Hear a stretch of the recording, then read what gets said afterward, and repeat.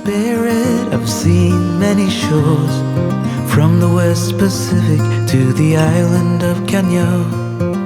They treat me like a son anywhere I go, and even though no one can tell, I still feel that I'm alone.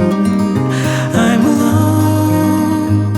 I'm alone.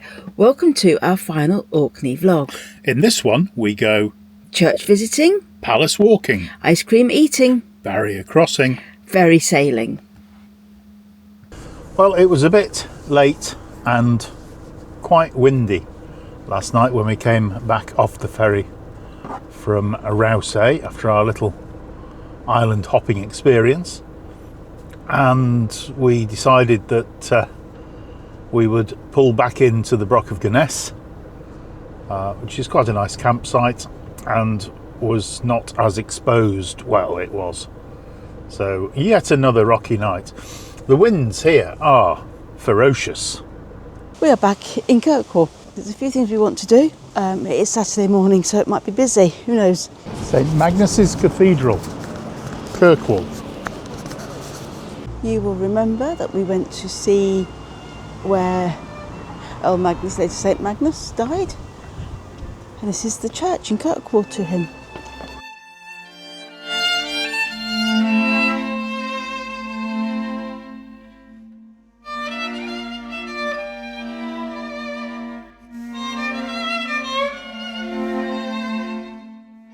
We've come across a few signposts to the St Magnus Way.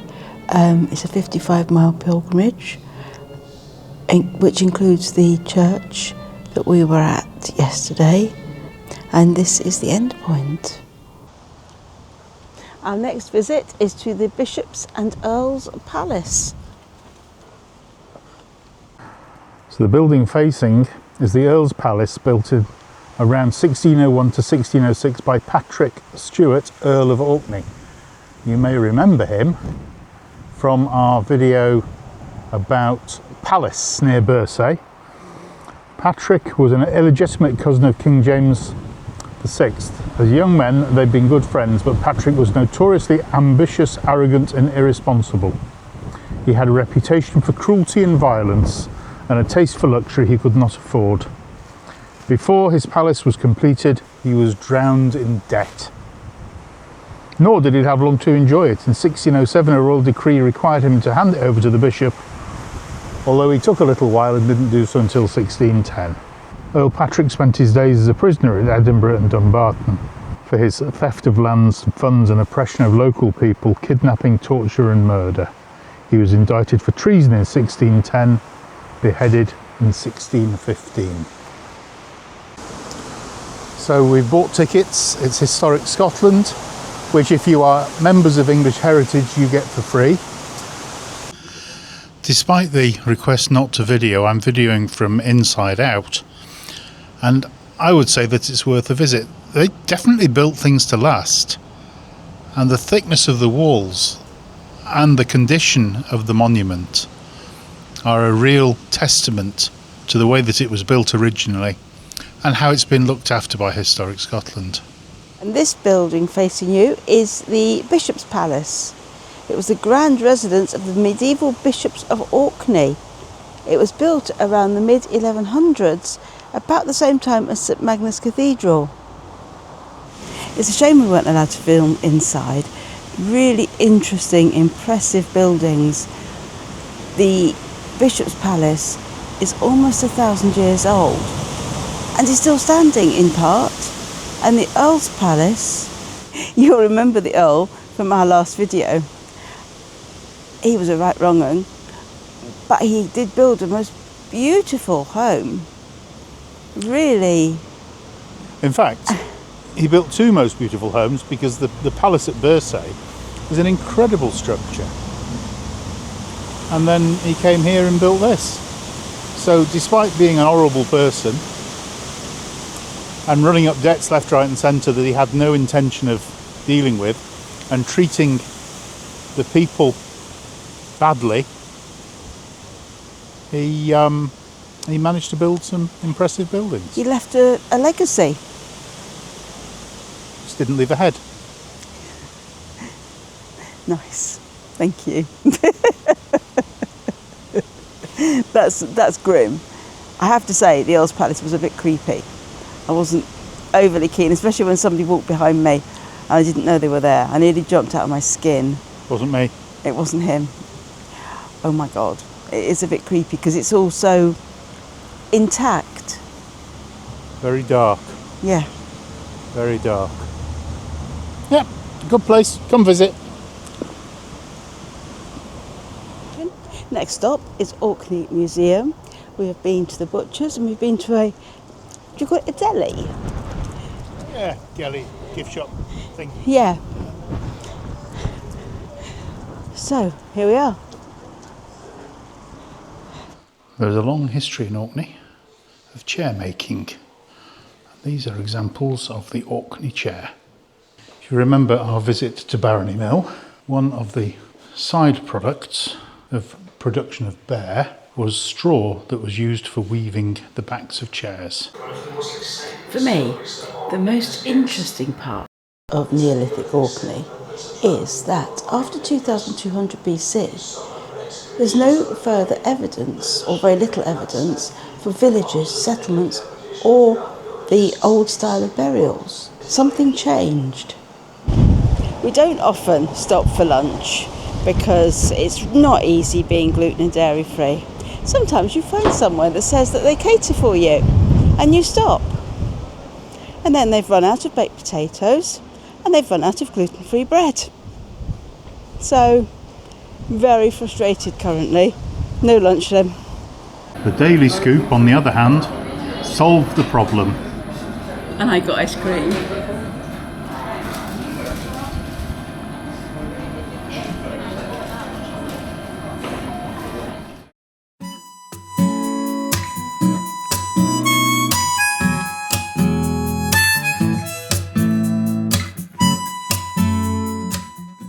We are on a new island today, a different one of the Orkney Islands. We have just crossed what's called the Churchill Barrier. This was built during the war by Italian prisoners of war to protect the strategically important Scapa flow. Right, the other thing the Italian prisoners of war built was the Italian chapel, and we're going to walk up there now.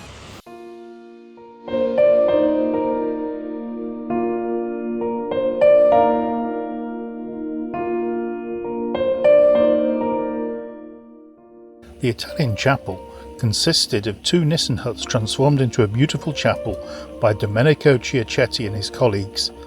Italian prisoners of war captured in North Africa and transported to the island of Lamholm in Orkney. The prisoners of war were also involved with building the Churchill barriers.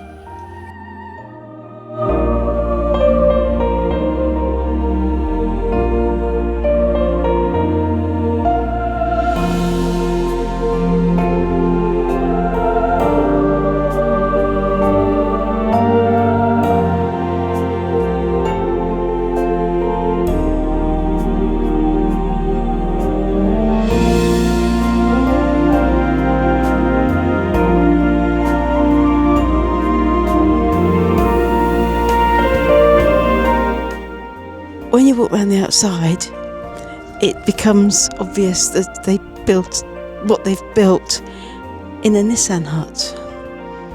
It's incredible. The attention to detail, they have missed nothing. They've even put in a font. It's quite extraordinary. It's a piece of art as a church.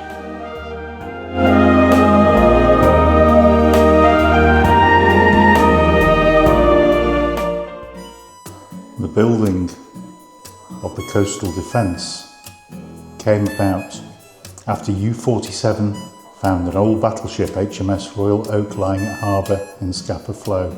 It slipped in undetected and made 3 separate torpedo attacks. The first clipping the bow, the second missed and the third struck her amidships, sinking in less than 15 minutes with a loss of 834 lives. The The sinking of the Royal Oak within a supposedly well-defended harbour caused great alarm. If Scapa Flow, known in the Navy as the Holy of Holies, was not safe, then the whole fleet was not safe. Without an effective fleet, Britain faced defeat. The importance of securing Scapa Flow could not be overstated. Something drastic had to be done. And so, they set about building first block ships, which were put in place and sunk to reduce access or easy access into Scapa Flow.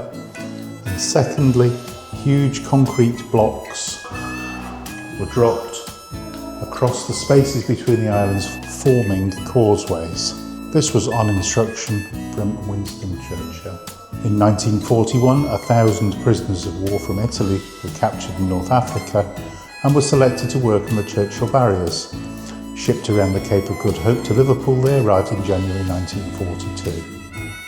It was those Italian soldiers who built the Italian chapel, which was completed in August 1944. The Churchill barriers were completed in 1945, just after the war ended.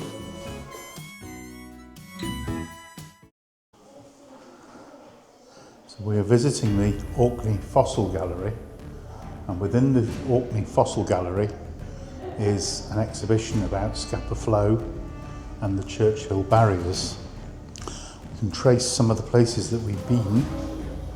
So you will have seen on our video that we went to Hooton, where you can get the ferry across to Flotta. We went to a Fear, which is just about here, which is where the Orkney Inga exhibition is. And this morning we visited the Italian chapel, drove across Lamb Home, onto Glimpse Home, and now we're here on Burray. The cafe at the Fossil Centre has an excellent selection of both gluten-free and dairy-free foods. By far the best that we've found so far. Thoroughly recommended.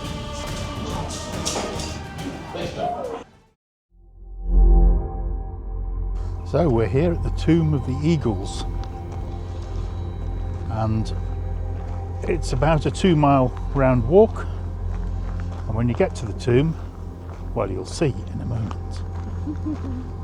And by the power of YouTube, the first mile will vanish quickly. This stone is a memorial stone. It was put up in 2013 together with the ancestors. And just around here to the left, you can see the entrance to the Tomb of Eagles. So here we are. The entrance to the Tomb of Eagles.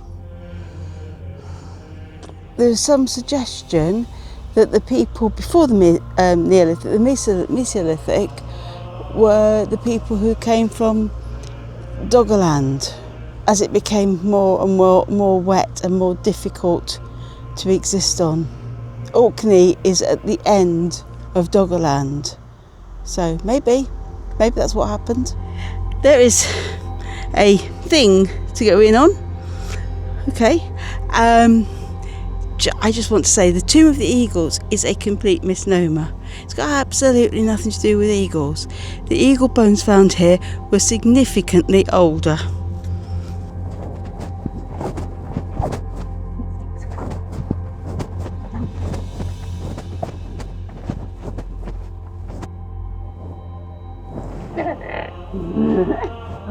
Merged into another chambered tomb.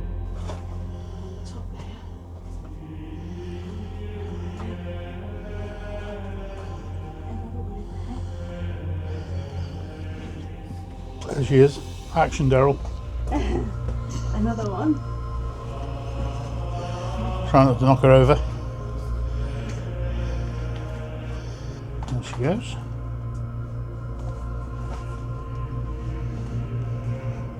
I think there's more space here than there was at Unstone. Yes. It's a bit wider. Lower. And not very far from the Tomb of the Eagles, there is what is described as a Bronze Age house. Unfortunately, with no interpretation, no signage or explanation, it just becomes a random, well, organised pile of rocks. We had the most amazing night here at Berwick, which is on the tip of South Ronaldsay. There used to be a ferry that ran from Berwick to John O'Groats, but they went out of business. So if you're thinking that this is a good way to get to John O'Groats or vice versa, and the internet might tell you that it is, well, it isn't, because the internet's wrong. Anyway, very, very pretty place. So we sat last night and watched the seals playing in the bay.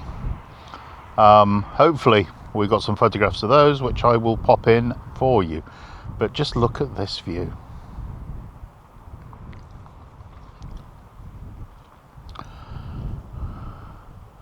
Pretty little church sitting there on the edge of the bay. And of course the sun is right in front of us, so apologies for that. Well, I'm not apologising for the sun, it's gorgeous. I'm stood here in a t-shirt, it's a little bit breezy. And then, so right in front of us, behind the immediate outcrop, is mainland Scotland and John O'Groats. There we are, this is where we were.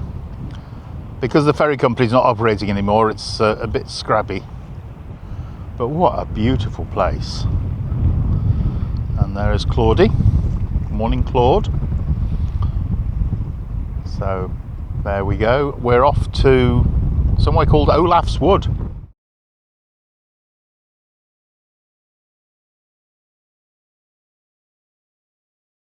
So on our way to Olaf's Wood, we're just popping back to the Tomb of the Eagles. We didn't realise yesterday they'd handed us a questionnaire. The Tomb of the Eagles, whilst discovered and explored and excavated and all the rest of it in 1976, was then open to the public up until just before COVID times. And post-COVID, for whatever reason, the family weren't operating the site. So it's only just reopened after all that time. And it's now being looked after by a trust and manned by volunteers. And they've given us a questionnaire about our tour, so we're just going to go and drop that off. So Olaf's Wood, what a magical place to come to. Really lovely walk in the woods. Delightful.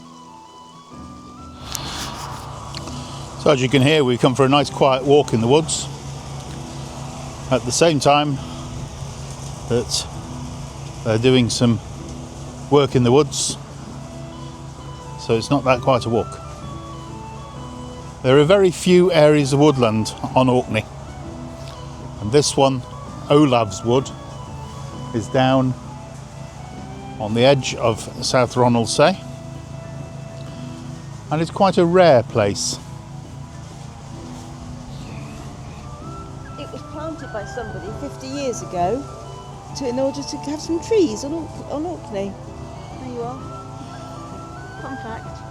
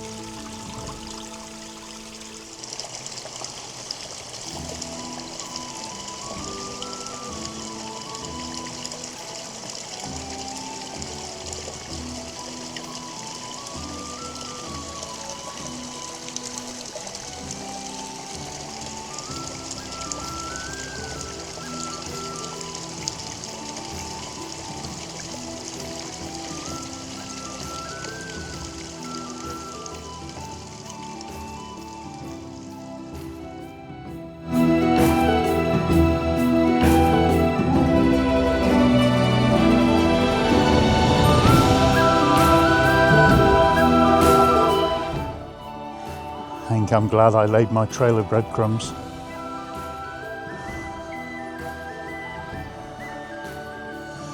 Hands up if you think my breadcrumbs have been eaten. Well, that's what happened. The breadcrumbs got eaten by the birds. Oh, we're going the right way.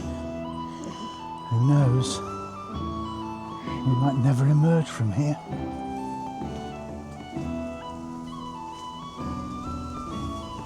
I just had to say, I haven't seen any bears yet, or a moose, or any boars, other than her behind me. Well, that's okay. If we get stuck, there's always some accommodation for the night.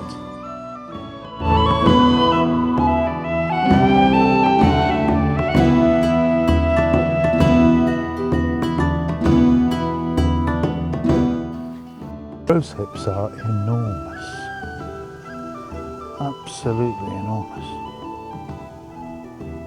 And the smell of the wild rose is gorgeous.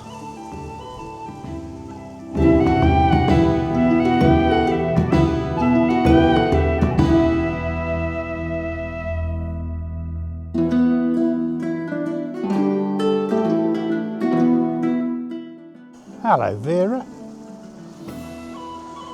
That's not an idea, is it? Oh, you had to spoil the joke, didn't you? It's not. It's not, you're quite right. It is a New Zealand flax. That's a bit lost.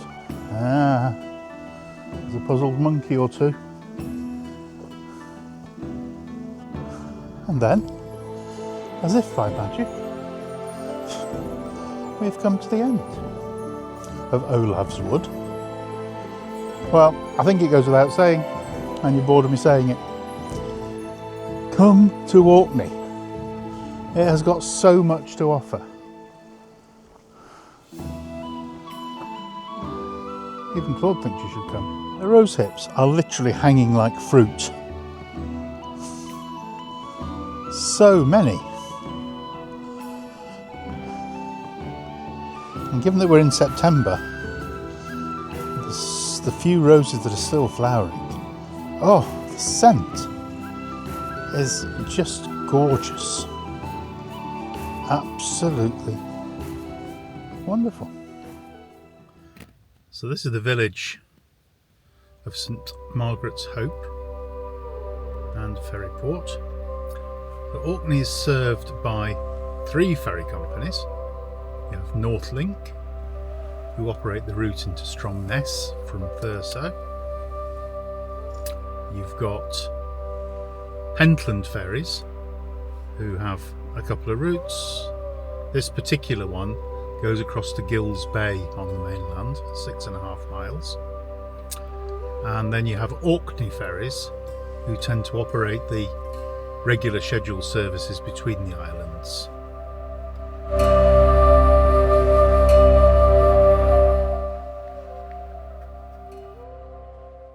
Our rums we have at the moment. Right. This is our spice drum.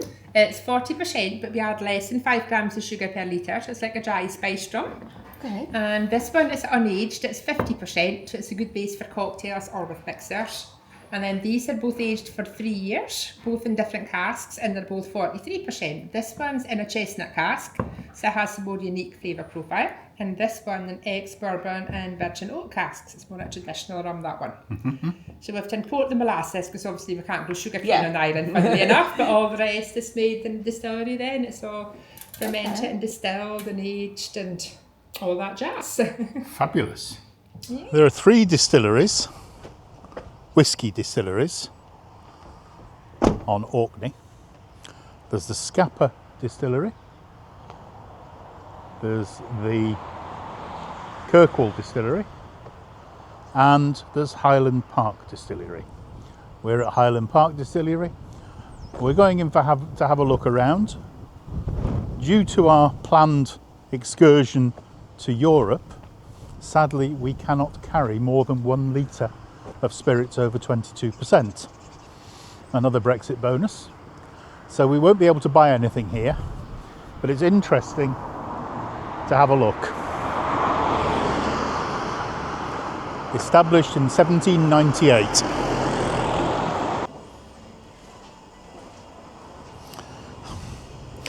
It's rather unfortunate that whisky distilleries have changed over the years. Now they seem fixated on selling you tours at £40 or £50 per person. They don't give tastings, you only buy samples, which you have to buy in flights of 3. I mean, alright, they start at £25, but we don't need 3 shots of whisky to taste the whisky. And it's just a shame that you can't taste the product. Quite a few years ago, we did the Speyside Whisky Trail in Scotland. We stopped at every distillery. At every distillery, you tried a sample of their whisky. I mean, all right, it was maybe only a thimbleful, but that's all you need. And then you bought a bottle of whisky. Now, you're expected to spend 20, 30, 40, up to £150 for the most expensive flight before you even commit to buying a bottle of whisky. We're back on the main Orkney Island now, and tonight we are at a park up on search for sites near Evie Village. It's called Evie Pier, and just over the bay you will see the Broch of Gynnes, where we spent a couple of nights, and we look over onto Raasay.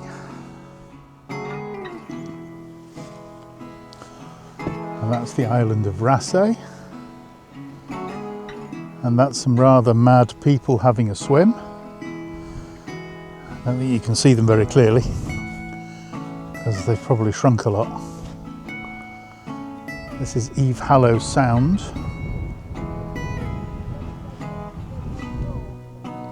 So we've seen Eve Hallow Sound now from both sides, from Raasay and from over here. And beautiful white sand beach.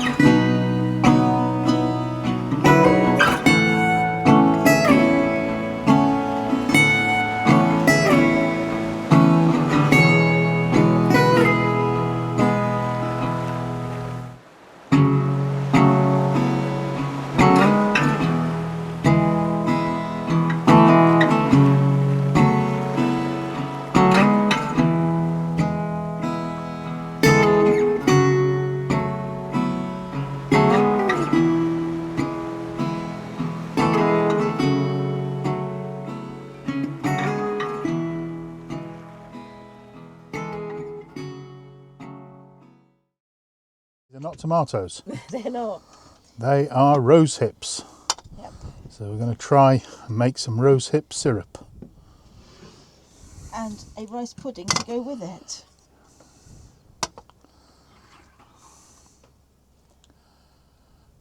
Yay.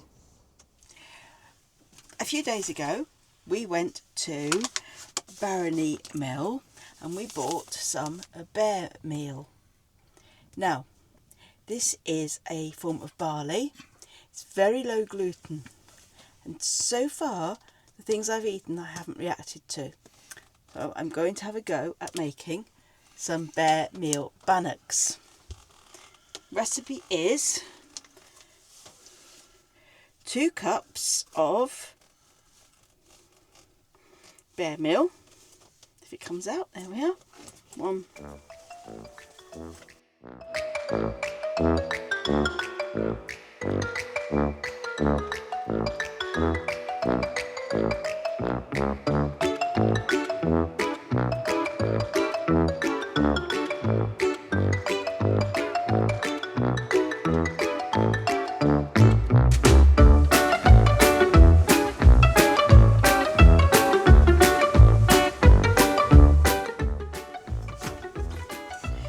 This is oat milk, made by a company called Overheard, and I'll talk to you about that another time because it's quite an interesting product.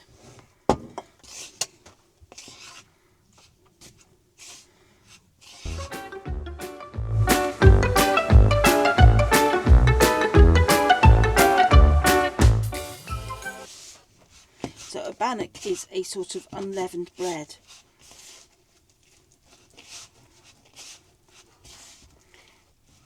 I'm hoping it's going to be really nice, so let's see.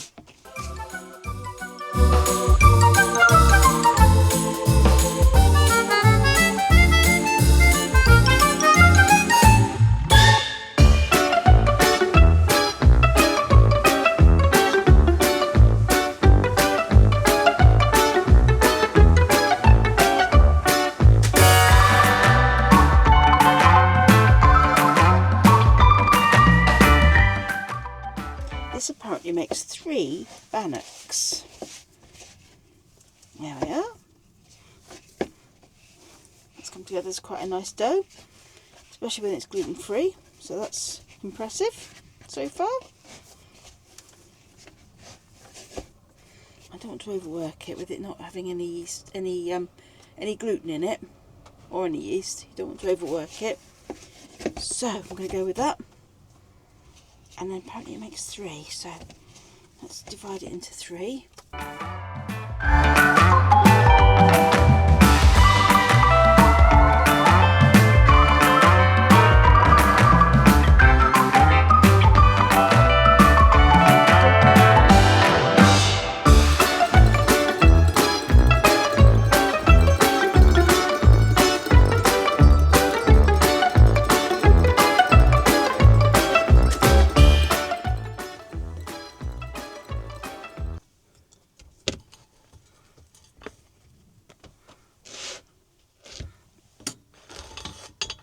And then when they're cooled, we will come back and see what they are like, because they're about ready.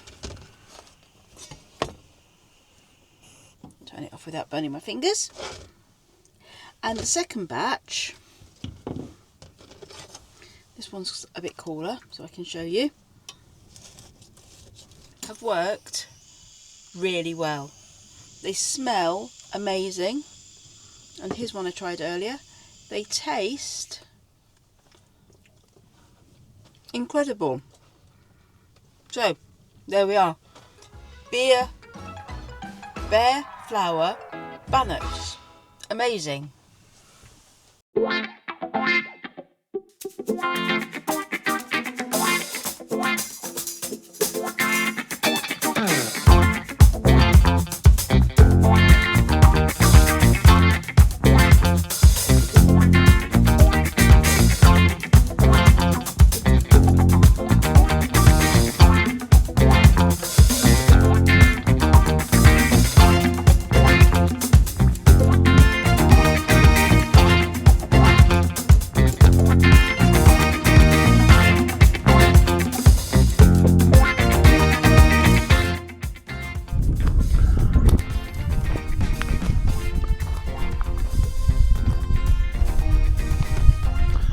That is our view for the night.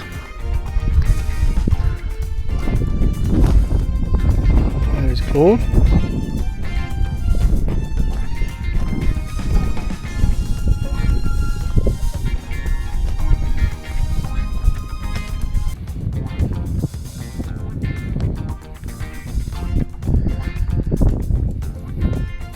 I think it's probably rather sad that the last thing that we're going to leave you with as we get ready to depart from Orkney isn't something megalithic, prehistoric, Neolithic, Viking, etc.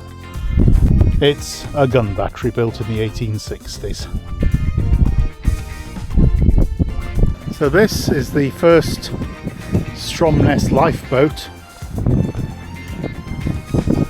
The building was built in 1867, funded by Titus Salt. Titus Salt was an industrialist and created a model village called Saltaire near Manchester. This particular lifeboat station lasted 30 years, and we come to some slightly more modern gun batteries.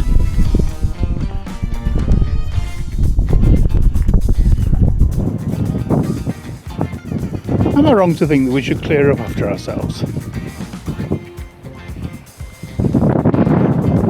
Maybe.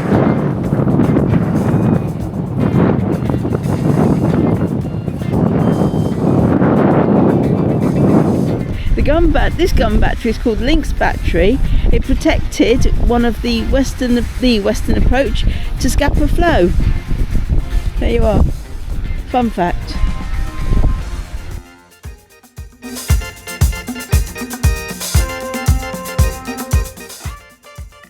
So lunch today is the Loki Fish Shack in Stromness. Do a hot food takeaway.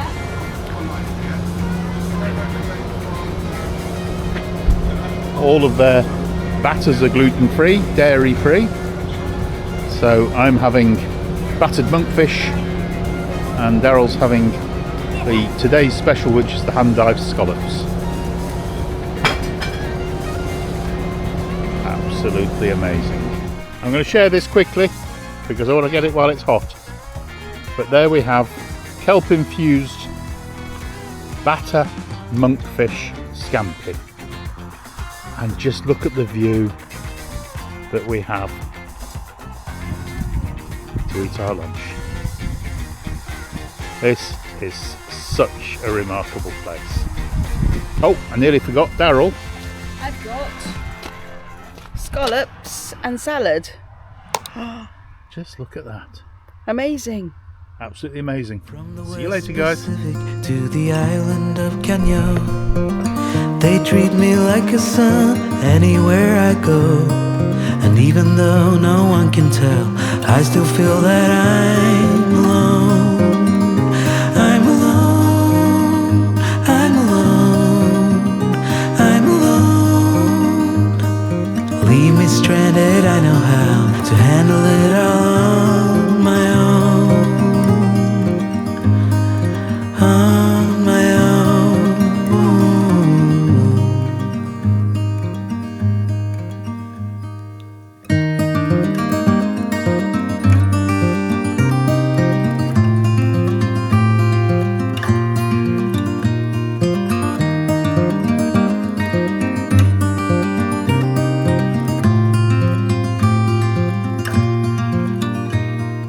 I have learned that no one else can carry this load. It's a train where I'm the only passenger on board. Oh, there is beauty to enjoy on this road, but even so, I still